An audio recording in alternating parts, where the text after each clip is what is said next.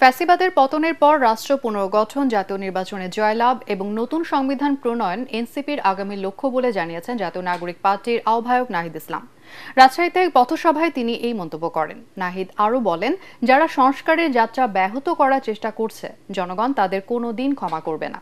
পানির ন্যায্য হিস্সা আদায় এবং সীমান্ত হত্যা বন্ধে প্রয়োজনে ভারত অভিমুখে লং মার্চের হুঁশিয়ারি দেন এনসিপি আহ্বায়ক। এ সময় উপস্থিত ছিলেন দলের সদস্য সচিব আক্তার হোসেন, উত্তরাঞ্চলের মুখ্য সংগঠক সার্জিস আলম, দক্ষিণাঞ্চলের মুখ্য সংগঠন হাসনাত আবদুল্লাহ, সিনিয়র যুগ্ম আহ্বায়ক সামান্তা শারমিন, মুখ্য সমন্বয়ক নাসিরউদ্দিন পাটোয়ারি সহ কেন্দ্রীয় ও স্থানীয় নেতাকর্মীরা। এদিকে পদযাত্রার অংশ হিসেবে দুপুরে নাটোর শহরে পৌঁছেছেন এনসিপি নেতারা। শহরের প্রবেশ মুখ থেকে সমাবেশ স্থলে যাওয়ার পথে শত শত মানুষ তাদের বরণ করে। বৈষম্য বিরোধী আন্দোলনের নেতৃবৃন্দদের ঘিরে মানুষের মাঝে ব্যাপক আগ্রহের সৃষ্টি হয়েছে। নাটোরে পদযাত্রা শেষে এনসিপির নেতৃবৃন্দ যাবেন পাবনা ও সিরাজগঞ্জে। আমরা ক্ষমতার জন্য আন্দোলন করি নাই।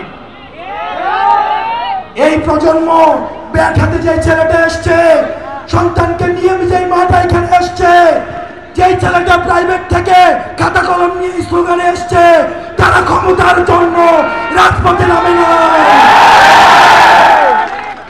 সুতরাং সংস্কার ছাড়া, বিচার ছাড়া যদি পথ পরিবর্তনের কোন চেষ্টা করা হয়, আমাদের বুকের উপর দিয়ে গুলি চালিয়ে যেতে হবে।